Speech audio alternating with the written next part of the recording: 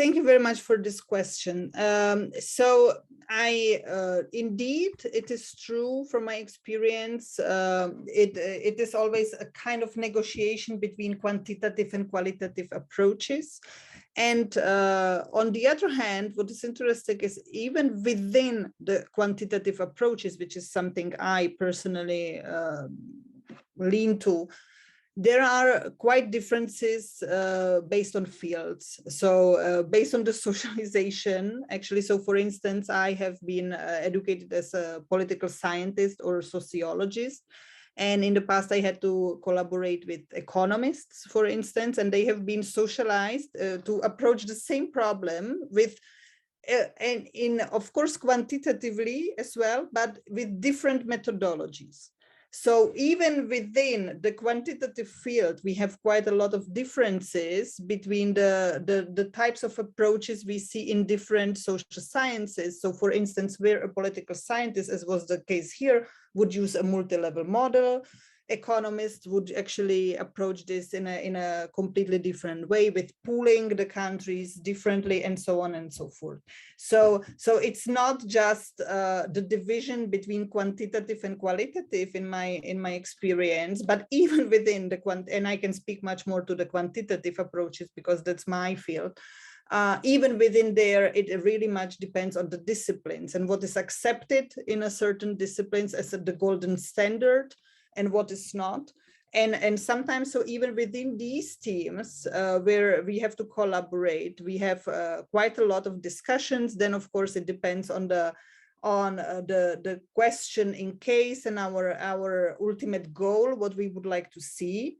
And we can actually arrive to the final answer in many different ways. So it's not that even this methodological statistical approach has only one solution.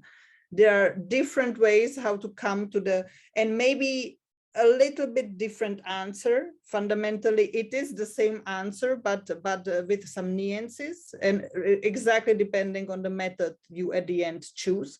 So then it's kind of a negotiation between whether we are more interested in seeing this or that.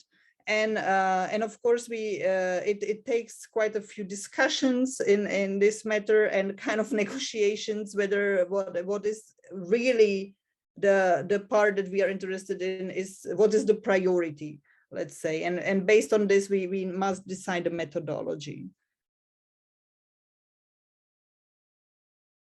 In general, in my experience, in every research, not just this one, but in every research, you start with an idea, and then what you get at the very end is quite different from what you thought at the beginning that you will be getting, because you will encounter many problems that you will have to, in the sense, you might have want to measure a certain type of attitude, but the survey that you are using does not have the type of information, so you have to adapt accordingly.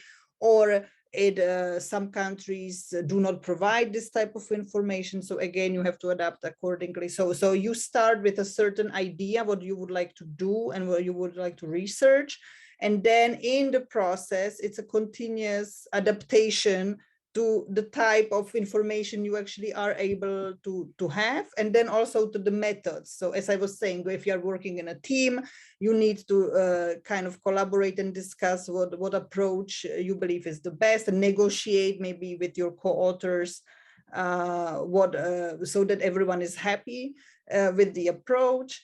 So in general, to me, you never know what will come out of your research, and sometimes it's quite different from what you envisioned at the very beginning, and this is dependent on so many things. And in general, of course, quantitative approach is also, it's not set in stone, so there are many decisions you have to take, or junctures, I would call it, you have to take on your journey to the final analysis or the final paper. And would you have chosen another one, it would have taken you to a completely different path.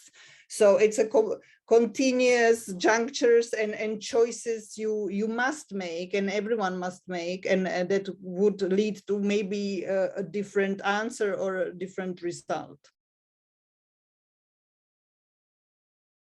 For instance, as I presented this research, we looked at 9 countries in Western Europe. I would have liked to look also at how this mechanism might have worked in other parts of Europe, but of course there are data limitations, first of all, from the individual level side. So people for example, the European Social Survey that we used is a very high quality academic survey that is actually publicly available to everyone. But of course, it has only a limited set of countries. So we cannot go beyond Europe, and also not for all the countries we have data for each year. So this was one limitation. And of course, within our specific research question that we had here, how the political climate affects attitudes, we had to look at only countries that were democratic, as I have mentioned. So again, the choice has been quite limited, because even countries such as, for instance, Spain or Portugal could have not been included because there was not enough historical data for changing in party systems, for instance. So again, and this is a problem we face in general, that the data available is very limited and mostly to Western Europe or the United States. So there is very limited knowledge how certain theories work in other parts of the world. And we can, until now, we are facing quite a lot of problems in confirming these social science theories in other parts of the world, because we just do not have available data to do so. So this, I would say, is the biggest limitation. So in this research, I think it would be very good to be able to also observe similar things in other parts of the world, whether actually if this theory could be seen as something universal, or does it only apply to Western Europe? I don't know, maybe it is so, but I cannot answer this question. So I see this as the biggest limitation. What I find challenge is indeed maybe communicated to a non-academic audience, in the sense that I think there is pretty much an agreement within the academic community what are the factors shaping attitudes to immigration, what actually, whether these attitudes change easily or not, and so on and so forth. So I believe there is quite a consensus in this regard within the academic community, which is quite opposite to what people in general believe and what we find in the media. So what we consistently find in social sciences is that people do not change attitudes to immigration very easily after a certain age. On the other hand, we read continuously in the media how the media itself is making people becoming more anti-immigration, how this politician is making people becoming more anti-immigration. But what we observe in sociological research is that it is not that people are actually changing their attitudes, but it's more about the salience of immigration. So people who have already hold certain beliefs, such as being anti-immigration, but just did not find migration as a relevant topic to discuss or to even vote according to this topic, suddenly find migration as the priority, as a very salient issue, and base their vote on their preference towards migrants. But it's not that they change their opinion listening to someone. They have held it as a latent opinion, and it just wasn't relevant at the moment, and then it just came out. So this is one thing. And we actually, indeed, we observe even consistently, even in Western Europe, that attitudes are actually becoming slightly more positive. which is due to the generational exchange, exactly as younger people are coming more to the adulthood and so on and so forth. But, and again, in the media, there is this, these claims how people became more anti-migrant, but no, they stayed the same. It's just now we talked about it. And so I would say this is one thing. And then the second thing is how many institutions or non-governmental organizations, and this is also this research that I presented today talks to that, how they believe that they can change people's mind.